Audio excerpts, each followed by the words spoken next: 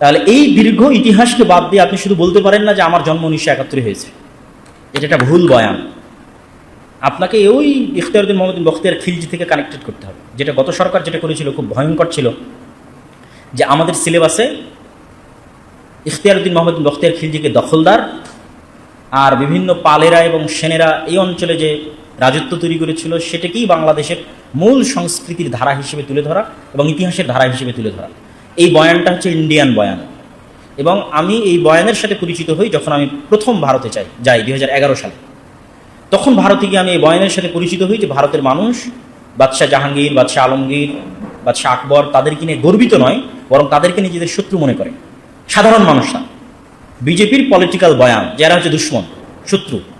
তো এইটাও আমার কাছে অনেক আশ্চর্য ছিল যে যারা তাদের পুরো লাইফের সকল কিছু, দেখেন ব্রিটিশরা সকল সম্পদ লুটপাট করে নিয়ে চলে গেছে এক দ্বীপের মধ্যে, উত্তর মেরুতে, চারিদিক দিয়ে সমুদ্র নদীতে ঘেরা এক দ্বীপের মধ্যে।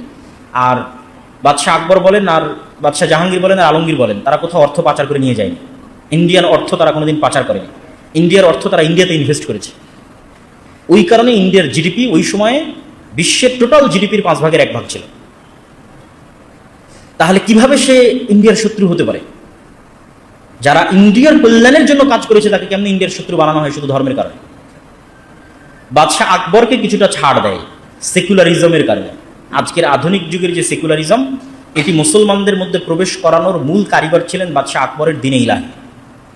হিন্দু মুসলিম যে কালচারাল মিক্সিং ঘটেছে এই অঞ্চলে, যে আমাদের বিবাহ বাড়িতে আমরা হিন্দুদের মতো কালচার অবলম্বন করি, আরও অসংখ্য কিছুতে বৃষ্টি যখন হয় না তখন হিন্দুদের মতো কালচার অবলম্বন করি, আরও অসংখ্য পয়েন্টে আমাদের বাড়িঘরে হিন্দুদের কালচার আছে।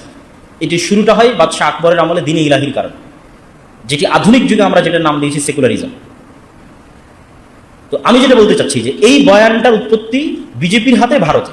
যদিও এটি ভারতেরও বয়ান হওয়া উচিত নয়, কেননা বাদশাহ আকবর, বাদশাহ আলমগীর, বাদশাহ জাহাঙ্গীর, বাদশাহ শাহজাহান তারা ভারতের কল্যাণে কাজ করেছে। তারা ওই দেশ থেকে টাকা পয়সা অর্থ সম্পদ লুট করেনি, সব কিছু ইন্ডিয়ার পিছনে ইনভেস্ট করেছে। সুতরাং তাদেরকে শত্রু বানানো ইন্ডিয়ার প্রকৃত ইতিহাসের বিকৃতি। কিন্তু আমি কখনো কল্পনা করিনি যে এই বয়ান একসময় বাংলাদেশে বিক্রি হতে পারে। কিন্তু গত 15 বছর সেটি করা হয়েছে, বিশাল একটা সময় যাবৎ সেটি করা হয়েছে। অতএব ওই বয়ান থেকে তরুণ সমাজকে বের হয়ে আসতে হবে, নিজেদের ইতিহাস জানতে হবে এবং পূর্বপুরুষদের সাথে নিজেদের ইতিহাসকে কানেক্ট করতে হবে। এই বাংলাদেশকে ইখতিয়ারউদ্দিন মোহাম্মদ বখতিয়ার খিলজির সাথে কানেক্ট করতে হবে, এই বাংলাদেশকে গৌড় রাজধানীর সাথে কানেক্ট করতে হবে, এই বাংলাদেশকে এই সমস্ত যে স্বাধীন সুলতানি শাসনামল, মোগল শাসনামলের সাথে কানেক্ট করতে হবে, এই বাংলাদেশকে ব্রিটিশ বিরোধী আন্দোলনে বাঙালি মুজাহিদদের যে অবদান ছিল সেই ইতিহাসের সাথে কানেক্ট করতে হবে। আপনি ব্রিটিশদেরকে না তাড়াতে পারলে বাংলাদেশ কোথায় থেকে আসবে? তারপরে 1947-এর যে আন্দোলন, শেরে বাংলা একে ফজলুল হক এবং হোসেন শহীদ